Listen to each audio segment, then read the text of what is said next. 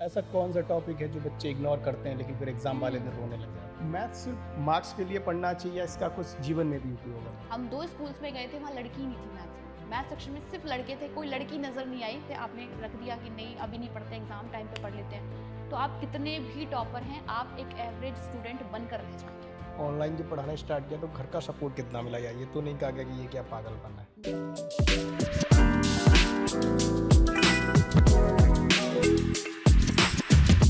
जो बच्चों पर मैथ्स को नहीं होने देती हैं हावी, आज हमारे साथ इस पॉडकास्ट में है मैम प्रिया मावी। मैम बहुत बहुत स्वागत है आपका इस पॉडकास्ट थैंक यू में। So much sir. मैम इस पॉडकास्ट के माध्यम से सबसे पहले आप बच्चों को ये बता दीजिए कि हम क्या संदेश देना चाहते हैं। बेसिकली इस पॉडकास्ट का जो मीनिंग है, वो सिर्फ इतना सा है कि जो बच्चे आपके दिमाग में डाउट्स आते हैं मैथ्स को लेकर कि मैथ्स के चीज़ें कैसे-कैसे हम उनसे टैकल करें, जो भी आपके डाउट रहेंगे, आज हमने इस पॉडकास्ट में उन सभी का आंसर देने की कोशिश करी है। सो बाकी तो सर ही बताएँगे। जी मैम। पहला क्वेश्चन है मैम, जब आप 12th में थी तो कभी ऐसा लगा कि मैथ्स को देखकर आपको रोना आया हो? सर एक्चुअल में 12th में तो मैं कभी मैथ्स को देखकर नहीं रोई, लेकिन हाँ, इतना है जब मैं 10th पास आउट हुई तो मेरा जी। कोई ऐसा नहीं था कि मुझे पीसीएम लेना है, मुझे बायोलॉजी लेनी थी। लेकिन किसी रीज़न से मैं बायोलॉजी नहीं ले पाई और फिर मैंने मैथ्स ले लिया। 11th क्लास में मेरा मैथ्स में परफॉर्मेंस बहुत ज़्यादा अच्छा नहीं था, लेकिन उस टाइम पे मुझे थोड़ा फ़ील हुआ क्योंकि अब ले लिया है तो करना तो पड़ेगा अच्छे से। उससे पहले मुझे मैथ्स में इतना कोई इंटरेस्ट था नहीं। 11th में मैंने फिर चीज़ों को समझा और मतलब बेसिक ठीक था, 11th में समझा मैंने, उसके बाद इंटरेस्ट आना शुरू हुआ तो 12th तक मेरी मैथ्स काफ़ी अच्छी हो चुकी थी। ओके। डिफरेंशिएशन और इंटीग्रेशन दो काफ़ी टफ टॉपिक मैथ्स में माने जाते हैं। जी सर। इन दोनों में आपका पसंदीदा क्या है? अगर दूसरा नहीं है तो फिर उसके पीछे वजह क्या है? देखिए ऐसा तो नहीं है कि मुझे कोई एक पसंद है क्योंकि अगर हम बात करें डिफरेंशिएशन और इंटीग्रेशन दोनों एक दूसरे से रिलेटेड हैं। अगर जी। आपको डिफरेंशिएशन समझ नहीं आएगा तो इंटीग्रेशन आपको ऑटोमेटिकली समझ नहीं आएगा। सो मेरा फेवरेट अगर मैं बात करूं तो डिफरेंशिएशन फेवरेट है मेरा। क्यों? क्योंकि अगर हम डिफरेंशिएशन को अच्छे से समझ लेते हैं तो इंटीग्रेशन वैसे ही हमारे लिए आसान है। जिसे बोलते हैं ना कि अगर घर में कोई बड़ा इंसान है जो बहुत ज़्यादा स्ट्रिक्ट है, हमें वो समझ में आ जाए तो बाकी लोगों से तो हम डील कर ही लेते हैं। तो ऐसा ही डिफरेंशिएशन मुझे पर्सनली बहुत पसंद है, मेरा फेवरेट है टॉपिक। उसको समझ लिया तो कैलकुलस आपके लिए बहुत आसान हो जाती है। तो इंटीग्रेशन से कोई ऐसी खास दुश्मनी नहीं है मेरी सर। पढ़ाते टाइम कभी किसी स्टूडेंट का ऐसा कोई जवाब आया जिसमें आप हम्म, हँसते-हँसते बहुत अजीब सा लगा, या हँसते-हँसते कह सकते हैं कि गिर गई हो आप? सर ऐसे तो काफ़ी सारे आते हैं। अभी सुबह की ही क्लास की मैं बात करूँ तो काफ़ी स्टूडेंट्स के आते रहते हैं, अलग-अलग अतरंगी क्वेश्चन भी पूछते रहते हैं, बच्चे पुट अप भी करते रहते हैं। एंड मोस्टली जो बच्चों का एक क्वेश्चन आता है वो आता है कि मैम आप दिखने में बहुत छोटी लगती हैं, तो मैम आप हमें अपनी क्वालिफ़िकेशन बताइए। तो कई बार मुझे इस चीज़ पे बहुत हँसी भी आती है कि जितना आप सोचते हैं उतनी छोटी नहीं हूँ मैं। सो इसीलिए कई बार स्टूडेंट मुझे प्यार भी अपनी बड़ी बहन जैसा ही करते हैं, कई बार दोस्त जैसा भी समझ लेते हैं क्योंकि उनको लगता है कि शायद मैम हमारे जैसी ही हैं। तो ओके। ऐसा तो कभी हुआ नहीं कि मैं हँसते-हँसते ऐसे मतलब गिर गई हूँ या लोट-पोट हो गई हूँ। बोर्ड्स एग्ज़ाम में, या हम कह सकते हैं कि 95 लाने का जो हुँ। सही स्ट्रेटजी क्या होनी चाहिए बोर्ड्स एग्ज़ाम में हमारे? देखिए 95 की बात करूँ या फिर मैं 100% की भी बात करूँ, इसका एक ही फ़ॉर्मूला है, एक ही रूल है जो मुझे भी समझ में आता है कि अगर आप स्टार्टिंग से पढ़ रहे हैं, आप कंसिस्टेंट होके पढ़ रहे हैं और प्लस आप रोज़ प्रैक्टिस भी कर रहे हैं, तो आप कुछ भी अचीव कर सकते हैं लाइफ़ में। ना सिर्फ बोर्ड, आपकी आने वाली लाइफ़ में भी, आगे भी जो आप कॉम्पिटिशन में जाएँगे, वहाँ पर भी अगर सबसे ज़्यादा कुछ मैटर करेगा तो वो आपकी कंसिस्टेंसी और प्लस प्रैक्टिस मैटर करती है। एंड मैथ्स में तो प्रैक्टिस के बिना कुछ होता ही नहीं है सर। प्रैक्टिस जितनी करोगे उतना मैथ्स आपका दोस्त बनेगा। और इसी में मैं एक चीज़ और ऐड ऑन करना चाहूँगी कि एक फ़ॉर्मूला होता है 1-4-7 रूल। 1-4-7 रूल बेसिकली एक ऐसा रूल है, उसको हम प्रैक्टिस के लिए यूज़ करते हैं। 1 का मतलब होता है कोई टॉपिक आपने एक दिन पढ़ा, ठीक है? 4 का मतलब होता है 4th डे आपने उसको फिर से रिवाइज़ किया और 7 यहाँ पर जो इंडिकेट करता है, वो करता है कि 7 जब उस टॉपिक को पढ़े आपको 7 दिन हो जाएँ, आपको उसे एक बार फिर से रिकॉल करना है। यानी कि अगर आप किसी टॉपिक को पहले दिन, उसके 4th डे और उसके बाद 7th डे रिवाइज़ करते हैं, तो वो टॉपिक आपके दिमाग में चला जाता है और आप उसको फिर भूलते नहीं हो लॉन्ग टर्म के लिए। ऐसा कौन सा टॉपिक है जो बच्चे इग्नोर करते हैं लेकिन फिर एग्ज़ाम वाले दिन हुँ। रोने लग जाते हैं? सर ऐसे जितना मेरी क्लास में मैंने बच्चों को देखा है, ऑब्ज़र्व किया है अब तक जितना मैंने पढ़ाया है, प्रोबेबिलिटी एक ऐसा चैप्टर है बच्चा उसको इग्नोर करता है शुरू से एंड तक। और लास्ट में जब बच्चे सोचते हैं कि भाई 5 मार्क्स में ही तो आता है, बोर्ड्स में इससे ज़्यादा नंबर आते भी नहीं है, तो 5 नंबर का तो हम ऐसे छोड़ देते हैं, कुछ फ़र्क नहीं पड़ता है। लेकिन लास्ट टाइम पर क्योंकि बच्चा टॉपर बनना है तो एक-एक मार्क्स मैटर करता है। तो वो एक ऐसा चैप्टर है जिसको देखकर बच्चा बहुत रोता भी है। हाँ, रोना कह सकते हैं क्योंकि डिफ़िकल्ट लगता है बच्चों को, समझ में बहुत जल्दी से नहीं आता है। तो प्रोबेबिलिटी को देखकर बच्चा थोड़ा पैनिक भी होता है और लास्ट में उसको करना भी होता है क्योंकि मार्क्स उसको चाहिए, तो प्रोबेबिलिटी। मैथ सिर्फ मार्क्स के लिए पढ़ना चाहिए या इसका कुछ जीवन में भी उपयोग है मैथ्स का? सर ऑफ कोर्स जीवन में बहुत इसका यूज़ है। और मोस्टली बच्चों को लगता है कि मैथ्स सिर्फ हम पढ़ लेते हैं, मार्क्स ले आते हैं और वहीं तक सीमित है, लेकिन ऐसा नहीं है। मैथ्स हमारी डेली लाइफ में बहुत हद तक यूज़ होता है, बस हमको पता नहीं होता। अभी जैसे आपने ये टी शर्ट भी पहनी हुई है सर, ये भी बिना मैथ्स के बनना पॉसिबल नहीं था। इवन हमारी डेली लाइफ की छोटी छोटी चीज़ें, उसमें सभी में ट्रिग्नोमेट्री हमारी होती है। एक सुई तक जब बनती है तो उसमें भी ट्रिग्नोमेट्री आपकी लगती है। हम बोलते हैं ना sine square theta plus cos square theta कहाँ यूज़ होता है, इज इक्वल्स टू 1 होता है। जी। सब यूज़ होता है। जितनी भी हमारी बिल्डिंग्स बनती हैं, कोई हम काम करते हैं, इवन एक रूम तक में भी आपका मैथ्स यूज़ हो रहा है। और इतना ही नहीं, मैथ्स अगर बच्चा बहुत अच्छा, आप देखेंगे कोई बच्चा अगर मैथ्स प्रॉब्लम सॉल्विंग में बहुत अच्छा होता है, क्योंकि मैथ्स आपकी जो थिंकिंग है उसको ब्रॉड करता है। उसके थ्रू आप अपनी प्रॉब्लम कैसे सॉल्व करनी है, उनसे कैसे टैकल करना है, ये सीख पाते हो जीवन में। तो वो सारी चीज़ें हम मैथ्स के थ्रू सीखते हैं। आपकी थिंकिंग को वो बड़ा बनाता है और फिर वो आप अपनी लाइफ में भी इम्प्लीमेंट कर सकते हैं। मैथ सब्जेक्ट अगर एक बॉलीवुड मूवी होता जी। तो इसका टाइटल कौन सा होता और इसमें कौन सा टॉपिक को हम विलन बनाते? सर अगर मुझे मैथ्स सब्जेक्ट को कोई मूवी का टाइटल देना हो तो मैं दूंगी एक्स फैक्टर। क्योंकि हम मैथ्स में मोस्टली एक्स की वैल्यू ही ढूंढते रहते हैं और मुझे तो आज तक एक्स की वैल्यू समझ नहीं आई। वैसे बच्चे कहते हैं कि मैम एक्स की वैल्यू 0 होती है, बट एक्स की वैल्यू हम मोस्टली वही ढूंढते रहते हैं पूरे मैथ्स में। एंड एक्स फैक्टर से ज़्यादा मुझे कोई सूटेबल आंसर नहीं लग रहा है इस क्वेश्चन के लिए। और अगर मैं बताऊँ विलन, बच्चों की नज़रों में जो सबसे बड़ा विलन है क्लास 12th के अगर पर्पज से मैं बात करूँ तो इंटीग्रेशन। इंटीग्रेशन। इंटीग्रेशन से बच्चा बड़ा डरता है और वो सबसे ज़्यादा आता भी है, उसके बिना अच्छे मुझे मार्क्स भी वही पॉसिबल टफ भी नहीं लगता था है। जब मैं पढ़ता था अच्छा, तो 12th में, तो आपके लिए मुझे भी भी विलन वही था। इंटीग्रेशन थोड़ा सा मतलब जब हम सवाल क्वेश्चन लगाते थे तो 1 पेज 2 पेज तो थोड़ा सा टफ लगता था अगर हम कंपेयर करें डिफरेंशिएशन से। बिल्कुल बिल्कुल। कभी कोई ऐसा कमेंट आया रात के 2 बजे कि मैम सो गई क्या, हम्म, लिमिट का क्वेश्चन सॉल्व करना था? सर ऐसे तो काफ़ी बार हुआ है, बच्चों के कमेंट्स आते रहते हैं क्योंकि बच्चों से हम पर्सनली भी कनेक्ट रहते हैं। ठीक है, तो अगर बच्चा रात के 2 बजे भी हमसे पूछ रहा है और उस टाइम पे मैं जगी हुई हूँ तो मैं उसका प्रॉब्लम सॉल्व करूंगी उस टाइम पे। क्योंकि अगर आप बच्चे का डाउट सॉल्व कर देते हो ना तो काफ़ी हद तक मतलब वो बच्चा भी खुश हो जाता है और आपको भी एक सेटिस्फेक्शन मिलता है एज अ टीचर कि हाँ ठीक है, बच्चे का डाउट था हमने सॉल्व कर दिया। तो उसमें टाइम, मुझे नहीं लगता टाइम की कोई ऐसी बाउंडेशन होती है कि आप इतने टाइम तक ही अपना डाउट पूछ सकते हैं, तो आप कभी भी पूछ सकते हैं।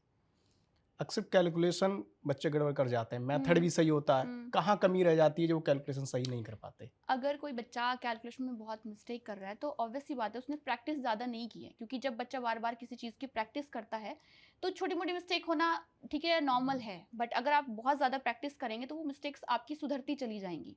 इवन ऐसा लगता है कि जब बड़े क्वेश्चंस बच्चा सॉल्व कर रहा है तो वो उसको पूरा प्रॉपर मेथड भी सही लगा रहा है, सॉल्व कर पा रहा है, कैलकुलेशन भी उसकी ठीक है, तो उसको लास्ट के 5 मिनट अपना क्वेश्चन एक बार देख लेना चाहिए कि मैंने कहीं कैलकुलेशन मिस्टेक तो नहीं की।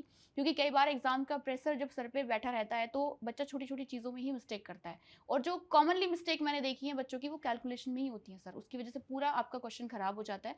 तो आप अपनी कैलकुलेशन पे वर्क करें थोड़ा सा, उसके लिए आप हर रोज़ 5 मिनट निकाल सकते हैं। बाद में 5 मिनट आप अपनी कैलकुलेशन पे काम करें, रोज़ थोड़ा थोड़ा करेंगे तो आपकी कैलकुलेशन एक दिन बहुत फास्ट हो जाएगी। अक्सर देखा जाता है कि लड़कियां मैथ्स लेने से थोड़ा डरती हैं, इसके पीछे ये मूल है कारण क्या है?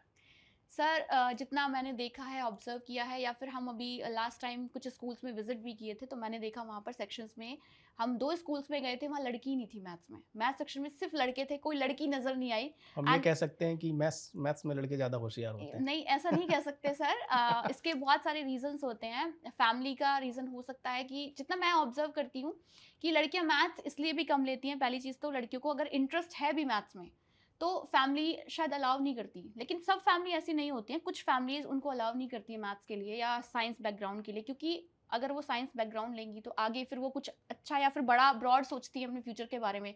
और शायद पेरेंट्स उतना अफोर्ड नहीं कर पाते हैं कि हम कुछ बड़ा करवाएं। उनका रहता है कि शादी कर देंगे 12th के बाद, आर्ट दिला देते हैं, फिर शादी कर देते हैं तो इतना खर्चा नहीं करना पड़ेगा। अब बच्चा साइंस लेगा तो वो आगे जाके कुछ बड़ा करना चाहेगा, उस पर्पज से ही वो साइंस लेता है। तो लड़कियां कमज़ोर होती है मैथ्स में, ऐसा बिल्कुल भी नहीं है। एंड मैं इस चीज़ के फेवर में हूँ कि लड़कियां मैथ्स लो और बहुत अच्छा स्कोर करो मैथ्स में। आगे फ्यूचर में भी मैथ्स से आप बहुत सारी चीज़ें कर सकते हैं, बहुत अच्छी अच्छी फील्ड में आप जा सकते हैं मैथ्स के थ्रू। 12th में बहुत सी लड़कियों के नंबर भी अच्छे आते हैं, हम्म, 95%, आते हैं 96 सर। ऐसे नंबर आते हैं। लेकिन बाद में ऐसा क्या होता है कि वो अपने पेरेंट्स को कन्विंस नहीं कर पाती हैं और उनकी शादी कर दी है, लेकिन वो आगे बढ़ना चाहती हैं। ऐसे हमारे हम्म, समाज में क्या मान सकता है कि फिर आगे जाके उनकी ग्रोथ उतनी नहीं हो पाती जितनी होनी चाहिए? सर इसका एक जो फैक्टर मुझे समझ में आता है, क्योंकि मैं अपने आसपास चीज़ें ज़्यादा ऑब्जर्व करती हूँ, सो उसका एक फैक्टर ये जो मैंने भी देखा है ये होता है कि पेरेंट्स की सोच कहीं ना कहीं ऐसी होती है, आज भी जो हमारे गांव वाला एरिया है उसमें पेरेंट्स की सोच थोड़ी सी ऐसी होती है कि अभी हम लड़की के पीछे पैसा लगाएं, इसको पढ़ाएं लिखाएं, ठीक है, अच्छे से हम्म, पढ़ाएं, उसके बाद फिर हमें शादी इसकी में भी शादी पैसा में भी लगाना। इतना ही पैसा लगाना है। लेकिन मैं ऐसे पेरेंट्स को बोलना चाहूंगी कि ऐसा बिल्कुल भी नहीं है। अगर आप अपनी लड़की को बहुत अच्छे से पढ़ाते लिखाते हैं तो वो खुद इंडिपेंडेंट बन सकती है हर एक चीज़ के लिए। तो ज़रूरी नहीं है कि आपने पहले उसको पढ़ाया लिखाया फिर आप उसकी शादी में उतना ही खर्चा कर रहे हैं। वो इंडिपेंडेंट बनेगी तो वो अपने लिए सारी चीज़ें खुद अरेंज कर सकती है। तो ये सोच थोड़ी सी अभी हमको बदलने की ज़रूरत है कि लड़कियां ज़्यादा इसलिए नहीं पढ़ानी चाहिए कि फिर उनकी शादी में बहुत दिक्कतें आती हैं, परेशानी आती है। लड़की ज़्यादा पढ़ लेगी तो लड़का फिर इतना पढ़ा लिखा नहीं मिलेगा, ये भी एक रहता है पेरेंट्स को। तो ऐसा बिल्कुल भी नहीं है और आजकल देखा जा रहा है कि ये चीज़ बहुत हद तक बदली भी है। अब लड़कियां पढ़ भी रही हैं बहुत सारी चीज़ों में, लेकिन गांव में अगर आप अभी जाएंगे तो 80% लोग अभी भी ऐसे ही हैं जो इस चीज़ को मानते भी हैं कि इतना नहीं पढ़ाना चाहिए लड़कियों को। ये तो बात सही है। एक टॉपर स्टूडेंट और एक एवरेज स्टूडेंट की मानसिकता में क्या फ़र्क है? सर टॉपर और एवरेज स्टूडेंट की मानसिकता में सिर्फ इतना सा फ़र्क होता है, जो टॉपर होता है वो अचानक से टॉपर नहीं बनता कभी भी। वो डे वन से मेहनत करता है। वो कहते हैं ना कछुआ, वो हुँ, स्टार्टिंग से मेहनत करता करता करता करता लास्ट तक करता है, वो हार नहीं मानता। और एवरेज स्टूडेंट कभी पढ़ लिया, मन हुआ रख दिया, नहीं पढ़ा। तो ये हरकतें और ये फिर ये मैं बोलूँ ये आदतें होती हैं कुछ जो आपको टॉपर से एवरेज और एवरेज से टॉपर बना सकती हैं। अगर आप कंटिन्यू पढ़ें, डे वन से पढ़ें, चाहे थोड़ा थोड़ा पढ़ें, डे वन से पढ़ें, एग्जाम टाइम तक पढ़ें, तो आप टॉपर बन सकते हैं, भले आप कितने भी एवरेज स्टूडेंट हैं मैथ्स के अंदर। और अगर आप टॉपर हैं, आपने शुरुआत तो बहुत अच्छे से कर दी, लेकिन फिर आपने डिमोटिवेशन हुआ आपको किसी तरीके से, आपने रख दिया कि नहीं अभी नहीं पढ़ते, एग्जाम टाइम पे पढ़ लेते हैं, तो आप कितने भी टॉपर हैं आप एक एवरेज स्टूडेंट बनकर रह जाएंगे। ऐसा देखा भी गया, बच्चे 10th में टॉप करते हैं, 12th में वो एवरेज हो जाते हैं एकदम। तो उसके पीछे यही कारण होता है। जो स्टूडेंट्स ये सोचते हैं कि हम मैथ सीख ही नहीं सकते, उनके हम्म। लिए आपका एक जादुई मैसेज क्या है? सर ऐसा नहीं है कि मैथ्स कोई नहीं सीख सकता, मैथ्स भी एक सब्जेक्ट ही है। और अगर आप देखें तो मैथ्स बहुत ही प्यारा सब्जेक्ट है। आप उसको समय दो, जितना आप उसको समय दोगे उतना ही आप उससे प्यार कर पाओगे। वो कहते हैं ना कि अगर किसी को अपना बनाना है तो समय देना पड़ता है। तो इसी तरीके से आप मैथ्स को सब्जेक्ट को समय दो भाई, समय दोगे तो वो आपको इतना प्यारा लगने लगेगा कि फिर आपको शायद कोई और सब्जेक्ट इतना अच्छा ही ना लगे। मैथ से ज़्यादा डरावना क्या है? सर परसेंटेज कितनी आई या फिर बोर्ड्स एग्ज़ाम का प्रेशर? सर अगर मैं इन दोनों बातों को कंपेयर करूं तो जब लोग पूछते हैं ना कि भाई कितनी परसेंट बनी है, वो क्वेश्चन ज़्यादा डरावना होता है। क्योंकि उसका प्रेशर तो खैर रहता ही है, बोर्ड्स का प्रेशर रहता है, लेकिन प्रेशर से ज़्यादा हम इस चीज़ का प्रेशर ले लेता है बच्चा कि अगर तेरी परसेंट अच्छी नहीं आई, तेरे दोस्त से कम आ गई, तो फिर बाकी लोगों को जो पूछेंगे कितनी परसेंट बनी, उनको मैं क्या जवाब दूंगा। तो बच्चे बोर्ड एग्जाम से ज़्यादा इस चीज़ का प्रेशर लेते हैं। और ये चीज़ अगर थोड़ी सी हमारी जो कंपैरिजन है उसको कम कर दिया जाए तो शायद बच्चा इतना प्रेशर ले भी ना फिर मार्क्स का। वो कौन-सा चैप्टर है जिसे बच्चों की देखकर रूह या कह सकते हैं आत्मा रूह काँप काँप जाती है? जाती है।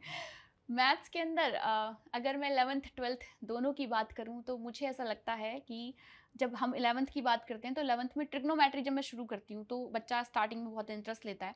लेकिन 11th में बच्चे थोड़ा कम ही पढ़ते हैं, जितना मैंने देखा है, सीरियस नहीं होते। तो जब वो 12th में आते हैं तो उनकी रूह काँपती है, जहाँ जहाँ ट्रिग्नोमेट्री यूज़ होती है, जिस जिस चैप्टर में ट्रिग्नोमेट्री का यूज़ है वहाँ पर वो थोड़े ब्लैंक हो जाते हैं कि मैम यहाँ ये कैसे हो गया, क्योंकि उन्होंने बेसिक नहीं पढ़ा होता। वैसे तो रूह तो खैर क्या ही कांपेगी किसी चीज़ से अगर आप पढ़ रहे हैं तो। बाकी बेसिकली ट्रिग्नोमेट्री लगता है मुझे ऐसा। मैथ्स का ऐसा कौन-सा फ़ॉर्मूला है जो जीवन भर याद रखना चाहिए हर किसी को?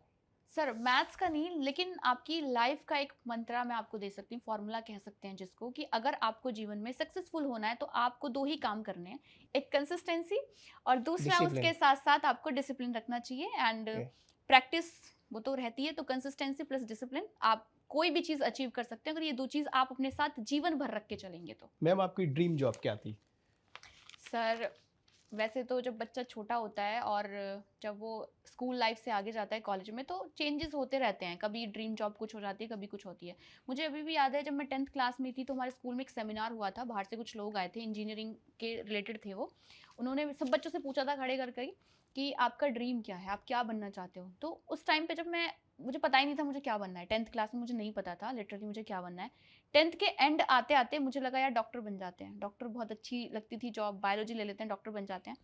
फिर मैं बायो नहीं ले पाई तो 12th तक मेरा थोड़ा सा सपना चेंज हुआ और उसमें हुआ कि एनडीए करते हैं, मतलब इधर जाते हैं, डिफेंस की तरफ जाते हैं।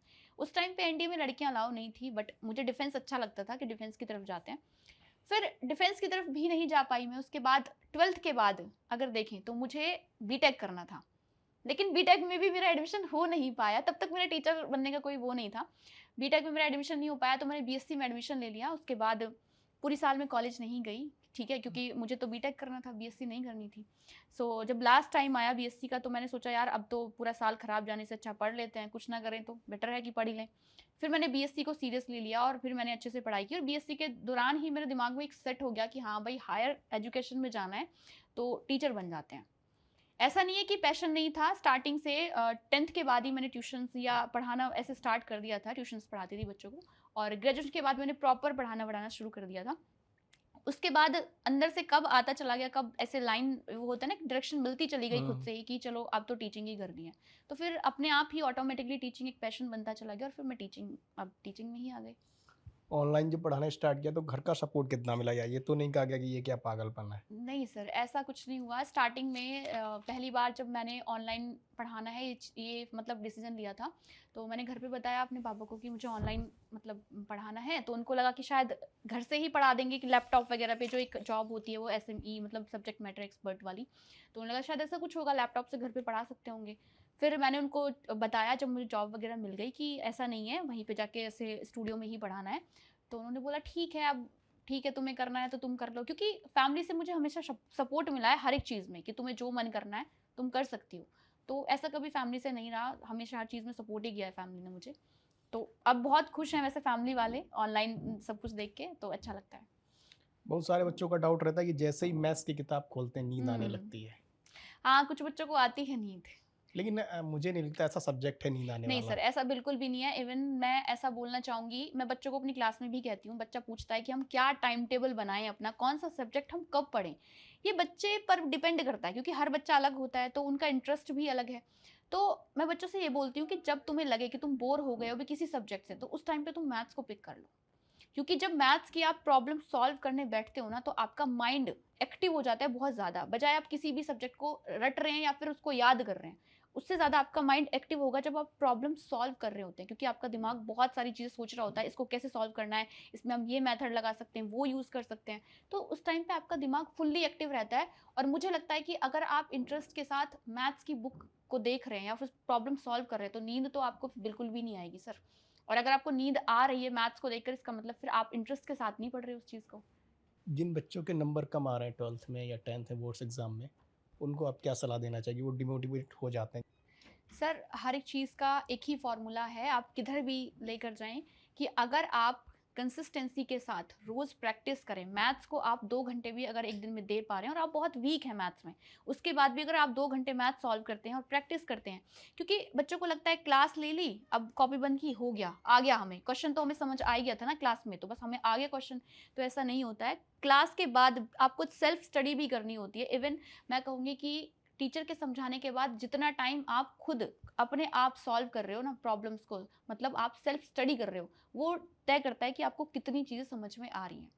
तो प्रैक्टिस करिए, एक बार समझ में नहीं आते दोबारा प्रैक्टिस करिए। कोई भी चीज़ ऐसी तो इम्पॉसिबल है ही नहीं कि आप उसको बार बार करेंगे वो आपको नहीं समझ में आएगी, तो बिल्कुल आएगी समझ में। तो यही बोलना चाहूँगी कि प्रैक्टिस करें, और जो कोई चीज़ समझ में नहीं आती तो टीचर्स हैं उनसे आप पूछ सकते हैं कहाँ दिक्कत है। लास्ट में मैम रैपिड फायर राउंड है, सिर्फ एक लाइन में आपको आंसर करना है बस। एक लाइन से ज़्यादा आंसर नहीं देना है। अच्छा कैलकुलेटर या दिमाग? सर, ऑब्वियसली दिमाग। Favourite chapter? Integration. Favourite chapter सबसे इंटीग्रेशन। इंटीग्रेशन है सबसे डेंजरस चैप्टर? सबसे डेंजरस। मुझे ज्योमेट्री थोड़ी कम पसंद है कंपेयर टू बाकी चैप्टर्स। आईआईटी एस्पिरेंट्स या बोर्ड स्टूडेंट्स ज़्यादा टेंशन किसे होती है? ऑब्वियसली आईआईटी ज़्यादा टेंशन लेगा स्टूडेंट। पढ़ाई का सबसे बड़ा दुश्मन? पढ़ाई का सबसे बड़ा दुश्मन डिस्ट्रैक्शन होता है आपका, वो कोई भी डिस्ट्रैक्शन हो सकता है, आपका फ़ोन या बाकी कोई भी चीज़। एक पार्टिकुलर एक लाइन में आंसर अच्छा, देना। पर्टिकुलर डिस्ट्रैक्शन मतलब आपका अगर मैं बात करूँ तो सर डिस्ट्रैक्शन ही होगा। नहीं, डिस्ट्रक्शन किस रिगार्डिंग किस मतलब है? रिगार्डिंग में? एक पसंद की ये सबसे बड़ा दुश्मन है। आज का देखा जाए तो आजकल तो डिस्ट्रैक्शन सबसे बड़ा सोशल मीडिया ही है हमारा। Social media. टॉपर बनने का एक सीक्रेट वर्ड? टॉपर बनने का एक सीक्रेट वर्ड, कंसिस्टेंट रहिए। वो एक एडवाइस जो हर 12th स्टूडेंट को सुननी ही चाहिए।